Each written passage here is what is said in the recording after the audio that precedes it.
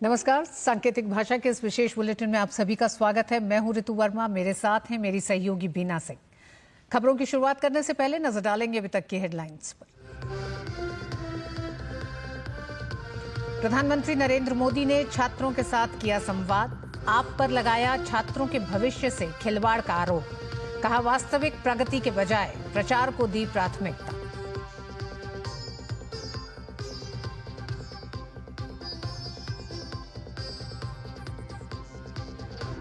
दिल्ली विधानसभा चुनाव के लिए आज थम जाएगा प्रचार। सभी दलों ने झोंकी ताकत। अमित शाह ने कहा, दिल्ली वाले आपदा सरकार को झाड़ू लगाकर फेंकेंगे बाहर।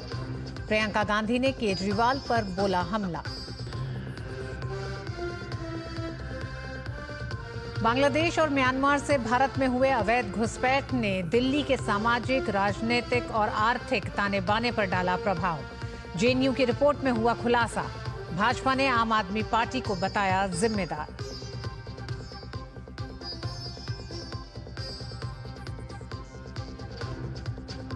संसद के दोनों सदनों में राष्ट्रपति के अभिभाषण पर धन्यवाद प्रस्ताव पर चर्चा। रविशंकर प्रसाद ने कहा, महाकुंभ हादसे में आ रही है षड्यंत्र की बू। राहुल गांधी ने मेक इन इंडिया को बताया अच्छा आइडिया।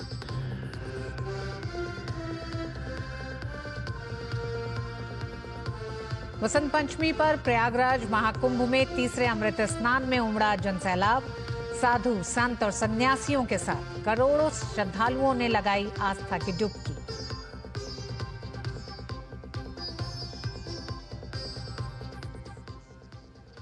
दिल्ली में छात्रों के साथ बातचीत में प्रधानमंत्री नरेंद्र मोदी ने कहा कि अरविंद केजरीवाल की आम आदमी पार्टी ने सिर्फ अपनी शिक्षा नीति को सफल दिखाने के लिए छात्रों के भविष्य से खिलवाड़ किया। उन्होंने सीखने के परिणामों को बेहतर बनाने पर ध्यान देने के बजाय छात्रों को परीक्षा देने का मौका ही नहीं दिया और वास्तविक प्रगति के बजाय प्रचार को प्राथमिकता दी। मैंने सुना है ये दिल्ली में 9वीं कक्षा के बाद बच्चों को आगे जाने ही नहीं देते। जो बच्चे गारंटी है पास होंगे उन्हीं को जाने देते। क्यों? क्योंकि उनका रिजल्ट खराब हो जाएगा तो मेरी सरकार की इज्जत खराब हो जाएगी।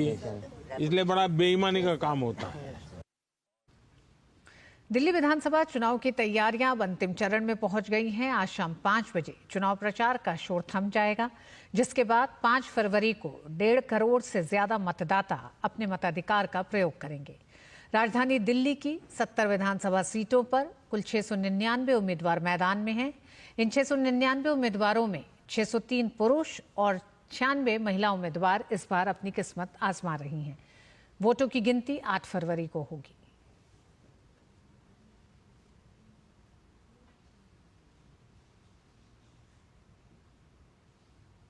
केंद्रीय गृह मंत्री अमित शाह ने जंगपुरा विधानसभा क्षेत्र में जनसभा को संबोधित करते हुए आम आदमी पार्टी के नेता मनीष सिसोदिया पर हमला बोला।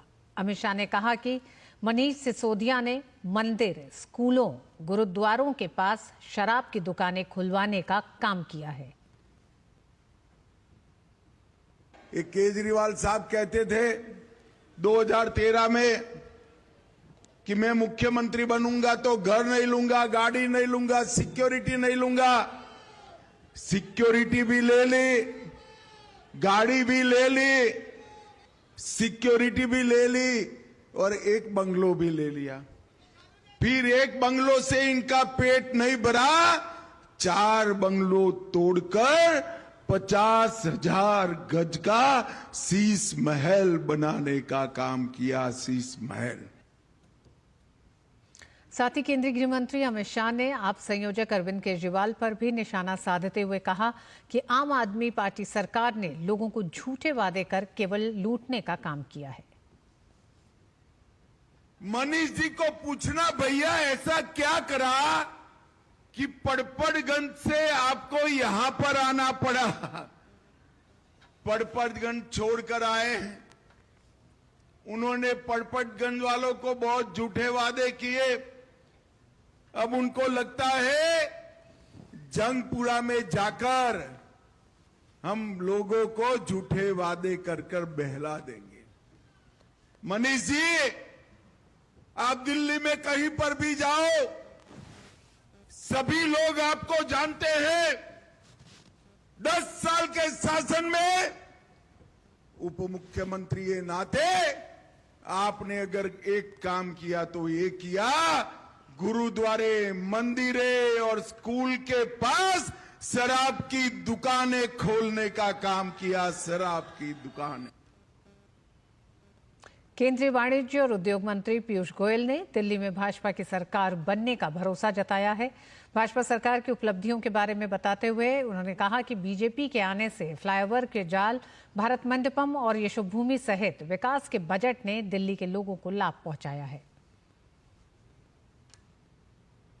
अब दिल्ली वालों को ध्यान आ गया है कि अगर कोई दिल्ली की चिंता करता है तो प्रधानमंत्री नरेंद्र मोदी करते हैं, जिन्होंने ये विश्वास दिलाया है कि जहां झुग्गी वहीं मकान, अच्छा पानी, प्रदूषण मुक्त दिल्ली, जिनके कामों से हमने भारत मंडपम भी आते देखा, यशोभूमि भी बनते देखी, फ्लाईओवर्स के जाल भी देखे और एक प्रकार से लगभग 75,000 करोड़ के दिल्ली में विकास के कार्यों से प्रधानमंत्री मोदी जी ने दिखाया है, दर्शाया है कि उनके दिल में दिल्ली वाले बसे हैं। केंद्रीय मंत्री ने महाराष्ट्र और हरियाणा जैसी जीत का दिल्ली में भी भरोसा जताया। हरियाणा में और महाराष्ट्र में जहां से मैं आता हूं, आपने चुनाव के परिणाम देखे। महाराष्ट्र में तो 90% सीटें जो भाजपा लड़ी थी, हमने विजय प्राप्त की थी। हमारे पूर्वांचली भाइयों, हमारे उत्तराखंड के भाइयों, पंजाब के लोग हों, उत्तर प्रदेश और राजस्थान के यहाँ का बड़ा समुदाय हो, मैं समझता हूँ दिल्ली के हर नागरिक और मूल दिल्ली निवासी जिन्होंने अच्छी दिल्ली के विकास, जब मदन लाल खुराना जी, साहिब सिंह वर्मा जी थे, उन अच्छे दिनों को अब दिल्ली वाले फिर याद करते हैं। दिल्ली चुनाव से पहले सभी पार्टियों की तैयारियां तेज हैं। इसी बीच आज कांग्रेस महासचिव प्रियंका गांधी दिल्ली के जंगपुरा में कांग्रेस प्रत्याशी फरहाद सूरी के समर्थन में डोर टू डोर कैंपेन करती नजर आईं। इस दौरान उन्होंने जनता से बात की और आगामी चुनाव के लिए समर्थन मांगा। बांग्लादेश और म्यांमार से भारत में हुए अवैध घुसपैठ के राजधानी दिल्ली पर पड़े प्रभाव को लेकर जवाहरलाल नेहरू विश्वविद्यालय ने एक रिपोर्ट तैयार की है, जिसमें कहा गया है कि अवैध घुसपैठ ने दिल्ली एनसीआर के सामाजिक, राजनीतिक और आर्थिक ताने बाने को बदल दिया है। दिल्ली में अवैध प्रवासी, सामाजिक, आर्थिक और राजनीतिक परिणामों का विश्लेषण नाम से इस रिपोर्ट में कहा गया है कि बांग्लादेश और म्यांमार से अवैध घुसपैठ ने दिल्ली एनसीआर के सामाजिक, राजनीतिक और आर्थिक ताने बाने को बदल दिया है, जिससे मुसलमान आबादी में उल्लेखनीय वृद्धि हुई है। जेएनयू की रिपोर्ट विस्तार से बताती है कि कैसे अवैध रूप से बसने वालों की इस आमद ने न केवल शहर की जनसांख्यिकी को बदल दिया है, बल्कि इसकी अर्थव्यवस्था को बाधित कर दिया है, संसाधनों पर दबाव डाला है और इसमें आपराधिक नेटवर्क को भी बढ़ावा दिया है। रिपोर्ट में कहा गया है कि राज्य की सत्ताधारी आम आदमी पार्टी के राजनीतिक संरक्षण ने अवैध बांग्लादेशी और रोहिंग्याओं की लगातार आमद को यहां बसाने में महत्वपूर्ण भूमिका निभाई।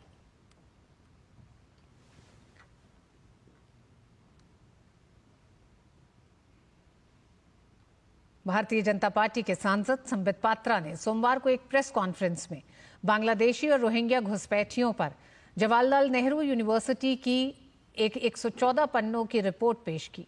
रिपोर्ट दिखाते हुए उन्होंने दिल्ली सरकार पर निशाना साधा। संबित पात्रा ने रिपोर्ट पढ़ते हुए कहा कि बांग्लादेशी और रोहिंग्या घुसपैठियों की वजह से दिल्ली में मुसलमान आबादी बढ़ी है, जिसकी वजह से दिल्ली की डेमोग्राफी में एक बदलाव आ गया है। आज से 10-15 साल पहले जो दिल्ली थी वैसी अब नहीं है। चोरी चोरी, चुपके चुपके दिल्ली की डेमोग्राफी बदल रही है, जो खतरे का सूचक है। संबित पात्रा ने इस पूरे मुद्दे पर दिल्ली की सत्ताधारी आम आदमी पार्टी की भूमिका पर भी सवाल उठाए। उन्होंने कहा कि रिपोर्ट की सबसे भयावह बात यह है कि कुछ राजनीतिक दल इसे बढ़ावा दे रहे हैं, खासकर आम आदमी पार्टी का इसमें अहम रोल है। ये घुसपैठियों को फेक वोटर बना रहे हैं जो हमारे चुनावी तंत्र को ध्वस्त कर रहे हैं। अपराध में बढ़ोतरी के लिए भी ये घुसपैठिए जिम्मेदार हैं। दिल्ली शहर के डेमोग्राफी में एक चेंज आया है। आप सोचिए, यह दिल्ली आज से 10 साल पहले, आज से 15 साल पहले जो दिल्ली था, आज वो दिल्ली नहीं। चोरी चोरी, चुपके चुपके, हम जान नहीं पा रहे। दिल्ली की डेमोग्राफी बांग्लादेशी घुसपैठियों के कारण और रोहिंग्यास के कारण बदल रही, जो कि एक खतरे की सूचक है। संसद में बजट सत्र के आज तीसरे दिन दोनों सदनों में राष्ट्रपति के अभिभाषण पर धन्यवाद प्रस्ताव पर चर्चा जारी है। लोकसभा में भाजपा सांसद रामवीर सिंह बिदूड़ी ने चर्चा की शुरुआत की, जबकि राज्यसभा में भाजपा सांसद किरण चौधरी ने चर्चा की शुरुआत की। रामवीर सिंह बिदूड़ी ने कहा कि पीएम मोदी को देश की माटी से प्यार है, वे भारत को विश्व गुरु बनाना चाहते हैं।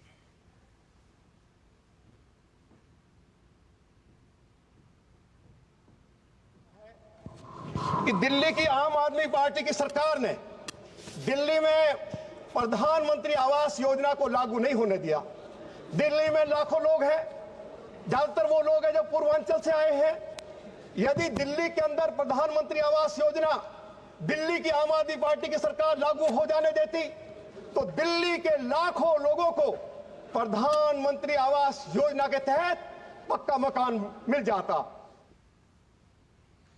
इस बीच चर्चा में भाग लेते हुए रविशंकर प्रसाद ने विपक्षी दलों पर सनातन के अपमान का आरोप लगाते हुए कहा कि महाकुंभ हादसे में षड्यंत्र की बू आ रही है।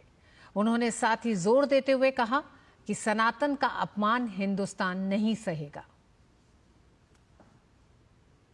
राष्ट्रपति जी ने जो कुंभ में महान आयोजन चल रहा है उसकी भी चर्चा की है। कल रात तक खबर मिली 35 करोड़ लोग स्नान कर चुके हैं। दुख भी प्रकट किया जो लोग एक हादसा हुआ उसकी भी जांच चल रही है और उस जांच पे भी षड्यंत्र की बू आ रही है। जब पूरा जांच सामने आएगी तो वो हादसा किसने करवाया उनको शर्म से झुकना पड़ेगा, ये भी मैं कहना चाहता हूँ। ये कुंभ का नाम सुनते और सनातन का नाम सुनते उनको परेशानी क्यों हो जाती है? क्या हो जाता है? जिस तरह से और एक बात मैं इस सदन में साफ साफ करना चाहता हूं, सनातन का अपमान नहीं सहेगा हिंदुस्तान, ये आप जान लीजिए। रविशंकर प्रसाद ने कहा कि सर्वोच्च संवैधानिक पद का अपमान करना कांग्रेस की परंपरा है और यह उनके राजनीतिक डीएनए में है। माननीय राष्ट्रपति महामहिम द्रौपदी मुर्मू जी के साथ जो टिप्पणी की गई वो नई बात नहीं है, ये इनकी परंपरा में है, ये इनका पॉलिटिकल डीएनए है, ये उनकी परंपरा बन गई है। और मैं बहुत जिम्मेदारी से बोल रहा हूँ, इसलिए मैं डॉक्टर राजेंद्र प्रसाद, राधा कृष्णन, फखरी अली अहमद, जैल सिंह और प्रणब मुखर्जी और अब माननीय द्रौपदी मुर्मू जी, ये समझना बहुत जरूरी है। विपक्ष के गुणी नेता का एक वक्तव्य देखा, हम संविधान बदलना चाहते हैं, वो संविधान बदलने नहीं देंगे। कौन कह रहा है बदलने की बात है? ये तो आप 2 साल से 3 साल से आलाप कर रहे हैं। लेकिन मैं उनसे कहूंगा, संविधान बचाने की बात करते हैं तो पहले संविधान के संरक्षक राष्ट्रपति का सम्मान करना सीखिए, ये मैं कहना चाहता हूं। राष्ट्रपति के अभिभाषण पर धन्यवाद प्रस्ताव पर लोकसभा में चर्चा में भाग लेते हुए लोकसभा में नेता प्रतिपक्ष राहुल गांधी ने कहा कि राष्ट्रपति के अभिभाषण में कुछ भी नयापन नहीं था। I heard the president's address and I listened to it, and I must say I struggled through the president's address to maintain my attention on what was being said, because I had heard pretty much the same president's address the last time and the time before that and the time before that. And it was the same laundry list of things that the government has done. I am being critical about what is being said.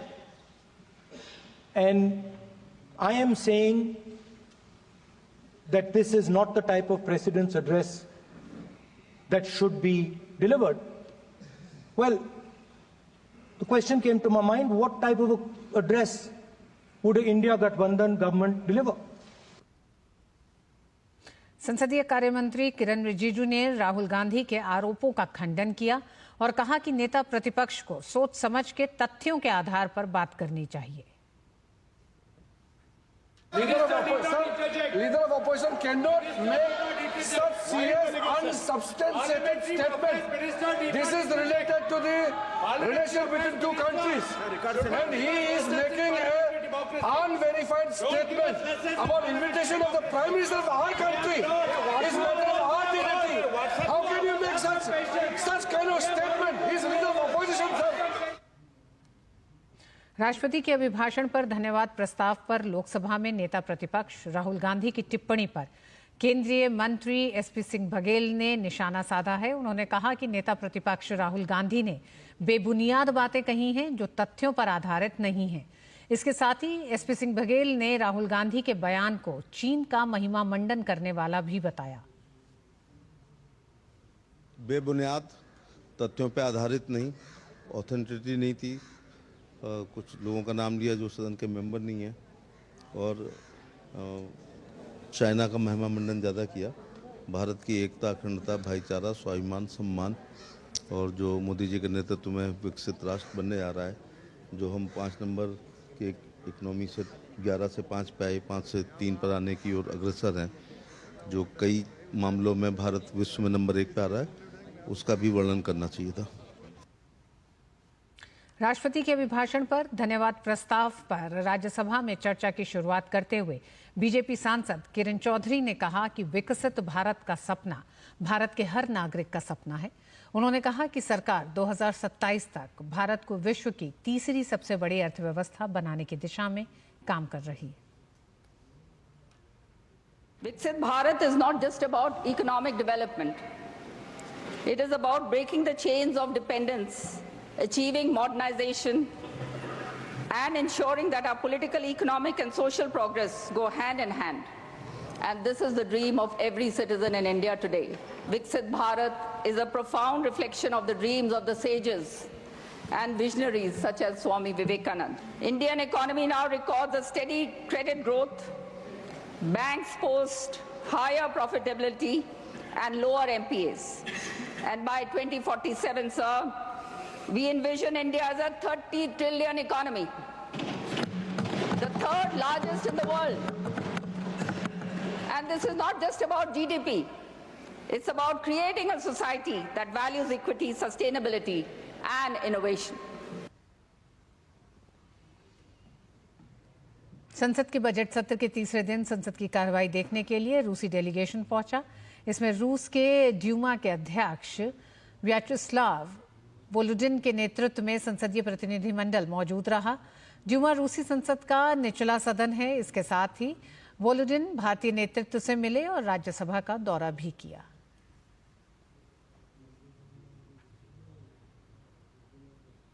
और वक्त एक छोटे से break का।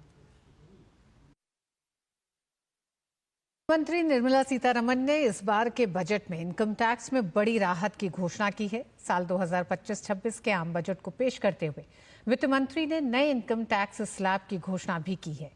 इस घोषणा के मुताबिक नए टैक्स रिजीम में सालाना 12 लाख तक की आमदनी पर कोई इनकम टैक्स नहीं देना होगा। आम जनता मानती है कि इस बार का बजट शानदार रहा और ये उनको काफी लाभ देगा। बजट खास रहा और आम आदमी के लिए बहुत ही खास रहा, क्योंकि 12 लाख की इनकम पर अब कोई टैक्स नहीं लगेगा। क्या कुछ जनता मानती है इस बार के बजट के बारे में? आम लोगों से जानने की कोशिश करते हैं। इस बार का जो बजट था उसमें सबसे ज़्यादा फोकस इस 12 लाख पर हुआ। कितना बड़ा रिलीफ है? ये बहुत बड़ा रिलीफ है मिडिल क्लास के लिए। इससे क्या था, सेविंग होगी लोगों की। सेविंग से क्या होगा, वो इन्वेस्टमेंट कर सकता है या कुछ परचेज़ करना चाहे तो परचेज़ कर सकता है। परचेजिंग पावर बढ़ेगी तो प्रोडक्शन बढ़ेगा तो रोजगार बढ़ेगा। मिडिल क्लास एक तरह से लॉटरी खुल गई मिडिल क्लास की, क्योंकि पहला सारा कुछ टैक्स में चले जाता था, आदमी को कुछ नहीं बचता था। बहुत बड़ी उपलब्धि है सर, बहुत बड़ा सौगात है मोदी गवर्नमेंट की है। ऐसा पहला कभी इतनी बड़ी सौगात कभी मोदी गवर्नमेंट से मिली नहीं, लेकिन अच्छा काम कर रही है। लोग अच्छा लोगों को अच्छा मिलेगा। मिडिल क्लास की जो उम्मीदें थी, जो मिडिल क्लास जैसे हम लोग जो टैक्स पे करते हैं, मिडिल क्लास सबसे ज़्यादा सैलरी इनकम क्लास, वो लोगों का सैलरी इंक्रीमेंट होते होते हर साल थोड़ा बढ़ते जा रहा था। तो इस चीज़ को ध्यान में रखते हुए गवर्नमेंट ने जो ये रिलैक्सेशन दी है 12 लाख रुपए तक जीरो टैक्स की, ये बहुत ही बढ़िया बेनिफिट है एक मिडिल क्लास के लिए। और इससे मुझे लगता है कि मोदी सरकार ने एक जो बजट की जो एक सबसे बड़ी जो घोषणा है वो यही है कि मिडिल क्लास को बहुत ज़्यादा बेनिफिट दिया गया है सरकार के द्वारा। 12 लाख का अगर टैक्स है, इसमें कोई हिडन नहीं होना चाहिए। अगर कुछ हिडन है तो I have to check it. अभी मेरे को कुछ इतना ज़्यादा आइडिया नहीं है कि क्या क्या उसमें क्लॉज हैं, क्या क्या नहीं है, क्या क्या उसके अंदर कैलकुलेटेड है, क्या क्या नहीं है। वो तो नेक्स्ट हम जब इनकम टैक्स फाइल करेंगे देन हमें पता लगेगा। बिल जो आया है इसका बहुत अच्छा है, पब्लिक के लिए बहुत अच्छा है। अच्छी बात है, ये तो बहुत अच्छा हुआ है हमारे लिए तो, लेकिन बहुत अच्छा बजट है। लोग मान रहे हैं कि सरकार जिस तरह से काम कर रही है, मध्यम वर्ग की जो सुविधाएं हैं, उनकी जो तकलीफ़ें हैं, उनका यहाँ पर ध्यान वो रख रही है। इससे ना केवल उनको फ़ायदा मिलेगा बल्कि उनके परिवार को भी फ़ायदा मिलेगा। कैमरा राजेश शर्मा के साथ मैं मुकेश शुक्ला, DD न्यूज़ दिल्ली। और इस बार के बजट में उत्तर प्रदेश के लिए रेलवे के आवंटन की जानकारी देते हुए केंद्रीय रेल मंत्री अश्विनी वैष्णव ने बताया कि रेलवे बजट में 19,858 करोड़ रुपए का आवंटन किया गया है। साथ ही उन्होंने बताया कि उत्तर प्रदेश में रेल परियोजनाओं के लिए 1,04,000 करोड़ रुपए का निवेश किया जा रहा है। हमारे उत्तर प्रदेश के लिए बहुत बड़ा एलोकेशन है 19,858 करोड़ रुपए का। ये जो 19,858 करोड़ रुपए का एलोकेशन है, ये अगर हम कंपेयर करें यूपीए सरकार के एलोकेशन के समय से 18 गुना है। ये पूरे उत्तर प्रदेश में रेलवे में इन्वेस्टमेंट जो हो रहा है वो है 1,04,000 करोड़ रुपए का। 5,200 किलोमीटर रेलवे ट्रैक 10 वर्षों में उत्तर प्रदेश में बने। स्विट्जरलैंड के रेलवे नेटवर्क या बेल्जियम का रेलवे नेटवर्क के बराबर मोदी जी ने 10 वर्षों में उत्तर प्रदेश में जोड़ा। केंद्रीय रेल मंत्री ने जानकारी देते हुए बताया कि भारतीय रेल तेजी से सुरक्षा बढ़ाने की दिशा में काम कर रहा है। मिशन मोड में काम हो रहा है। इस साल 7,000 किलोमीटर से ज्यादा रेलवे ट्रैक्स को स्ट्रेंथन किया जा रहा है और सिग्नल कवच तो बहुत तेजी से लग रहा है। आप देख ही रहे हो, 10,000 लोकोमोटिव पे कवच लग रहा है। मतलब मैंने कहा, जैसा आपको कहा, जो पश्चिमी देशों ने 20 साल में किया वो 6 साल में अपन कंप्लीट करके दिखाएंगे। इस बार रेल बजट में बिहार के लिए हुए आवंटन की जानकारी देते हुए केंद्रीय रेल मंत्री अश्विनी वैष्णव ने बताया कि बिहार के लिए रेलवे बजट में 10,066 करोड़ रुपए आवंटित किए गए हैं। साथ ही पिछली सरकार पर निशाना साधते हुए उन्होंने कहा कि बिहार को यूपीए सरकार के मुकाबले इस बार 9 गुना ज्यादा आवंटन हुआ है। रेलवे के बजट में बिहार के लिए 10,066 करोड़ रुपीस का एलोकेशन हुआ है। यूपीए के समय में जो एनुअल एवरेज होता था, जब बिहार से श्री लालू यादव जी केंद्र में रेलवे मंत्री होते थे, यूपीए का जो समय था, उसके कंपैरिजन में 9 गुना ज़्यादा एलोकेशन है। न्यू रेलवे ट्रैक्स बनाने की बिहार में जो पेस है, यूपीए के समय में 64 किलोमीटर्स पर ईयर होती थी, वो करीब 2.5 गुना बढ़ के 167 किलोमीटर पर ईयर हुई। इन 10 वर्षों में मोदी जी ने बिहार में 1,832 किलोमीटर नए रेलवे ट्रैक बनाए। और अब बात महाकुंभ और तीसरे अमृत स्नान से जुड़ी खबरों की। तीर्थराज प्रयागराज में चल रहे दिव्य भव्य महाकुंभ का वसंत पंचमी पर आयोजित आज तीसरा अमृत स्नान हुआ। निर्धारित कार्यक्रम के अनुसार विभिन्न अखाड़ों के साधु संत पारंपरिक तरीके से भव्य रथों पर सवार होकर गाजे बाजे के साथ तड़के 4 बजे स्नान करने के लिए निकले। इसके पश्चात क्रमबद्ध तरीके से अखाड़ों के साधु संतों ने त्रिवेणी संगम पर अमृत स्नान की शुरुआत की। विभिन्न अखाड़ों का ये अमृत स्नान आज शाम 4 बजे तक चला। प्रयागराज की दिव्य धरा पर 13 अखाड़ों के साधु संतों समेत दुनिया भर से करोड़ों श्रद्धालु आज के अमृत स्नान में आस्था की डुबकी लगाने के लिए महाकुंभ में शामिल हुए। सबसे पहले पंचायती महानिर्वाणी और श्री शंभू पंचायती अटल अखाड़े के साधु संत और नगा सन्यासियों के जुलूस ने त्रिवेणी संगम पर अमृत स्नान किया। वहीं श्री पंचायत निर्मल अखाड़ा ने सबसे बाद में अमृत स्नान किया। महाकुंभ का पहला अमृत स्नान मकर संक्रांति के पावन अवसर पर हुआ था। वहीं दूसरा अमृत स्नान मौनी अमावस्या के अवसर पर हुआ था। महाकुंभ में शाम 4 बजे तक लगभग 2 करोड़ श्रद्धालुओं ने आस्था की डुबकी लगाई। महाकुंभ में अब तक स्नानार्थियों की संख्या ने 36 करोड़ से ज्यादा का आंकड़ा पार कर लिया है।